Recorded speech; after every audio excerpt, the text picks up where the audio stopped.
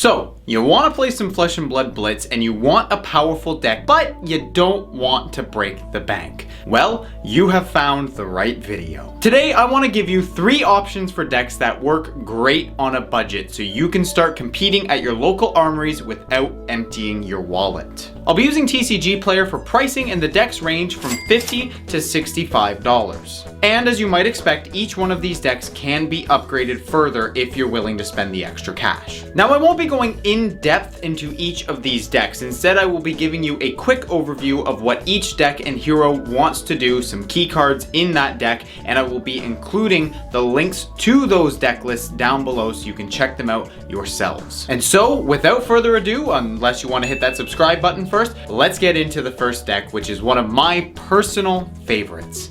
Kaisa. Kaisa Centauri Sellsword is a warrior who wields the Centauri sabers. The entire strategy of the deck centers around swinging both of her weapons each turn in order to maximize the pressure you can put on your opponents. With the help of pump effects and lots of go again, you want to use Kasai's ability to make copper tokens until you have enough to utilize blood on her hands. This is Kasai's specialization, and if you get it off while you have 6 copper tokens, that's basically game right there. Giving both your weapons +1, go again, and the ability to attack twice. With blood on her hands, a single blue pitch, and those aforementioned 6 copper, you will absolutely decimate your opponents. Some key cards for this deck are Spoils of War, which gives you the much needed go again and gives you extra copper when you hit with your swords. Blade Runner, which also gives go again and boosts your second attack as an attack reaction. And Slice and Dice, which gives your first swing a +1 boost and a 1 to 3 boost to your second attack. The coolest thing about this Kaisa deck is that the main board is a complete list. The most expensive card is the 2 Spoils of War at about $10 a copy. So with their armor being Helm of the Sharp Eye, Blossom of Spring, Gallantry Gold, and Refraction Bolters, this deck comes at a clean $65. Offering this much power for such little cost should be illegal. Moving on to the next powerhouse budget deck, we have Briar. This Channel Mount Heroic build focuses on playing Channel Mount Heroic and then attacking with a bunch of your 0 cost attacks and then swinging with the Rosetta Thorn. I know. Big brain stuff. The deck plays 18 0 cost attacks, some with go again, but others will need the embodiment of lightning tokens in order to enable that.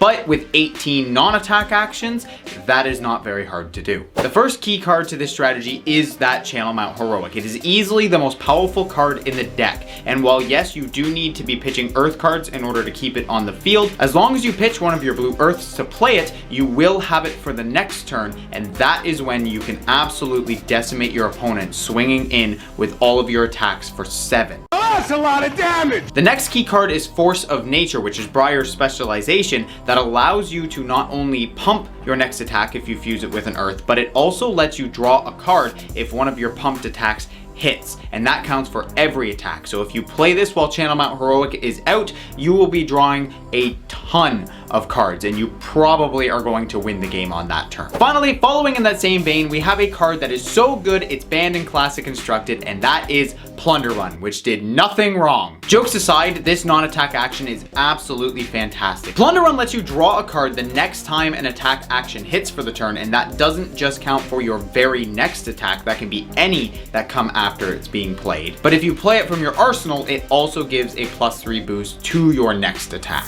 Again, being able to draw extra cards on your turns while you're attacking again and again and again is absolutely key to winning with this deck.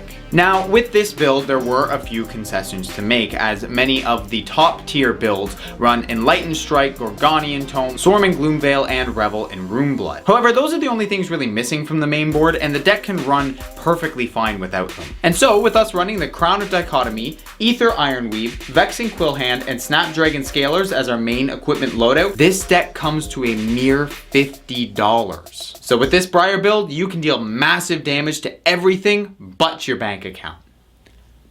That joke was really bad. I'm really sorry. I understand if you need to unsubscribe. Anyways, moving on to the final deck, we have the little squirt himself, Benji. Now this 17 health ninja might seem innocuous, but with his ability to prevent your opponent from blocking from hand, he can easily overwhelm any hero who's not packing a ton of defensive equipment. And even if they are, there are a few attack reactions in the deck that can help ensure that our key cards are getting up and over those defenses. The strategy for this deck is pretty straightforward. Line up an unblockable combat chain using cards like Snatch, giving Go Again with the Ride the Tailwind, and Promise of Plenty to continue to fuel your combat chain. And then hit him with the Spring Tidings, drawing a bajillion cards, pop the Mask of the Pouncing Lynx, grab another Spring Tidings, play a few more attacks, play another Spring Tidings, draw a bajillion more cards, and OTK your opponent. This deck can go absolutely nuts if your opponent doesn't have defensive equipment or can't block properly. Some key cards are obviously Spring Tidings. It's the most busted card in the entire deck. But we also run even bigger than that, which is a card that lets you dig for the specific cards you might need for your combat chain or to search for that Spring Tidings. We also run Razor Reflex to ensure that your key cards are going to hit,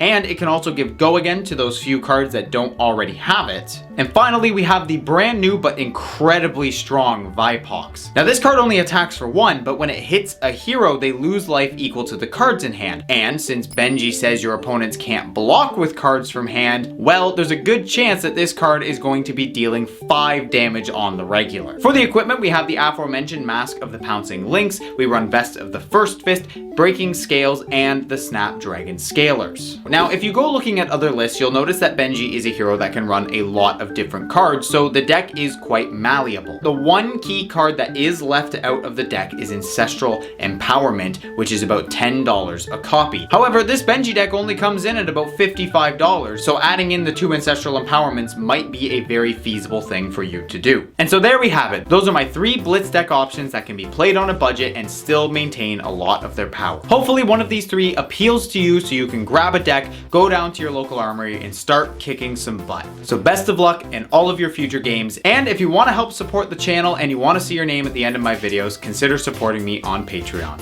Thank you.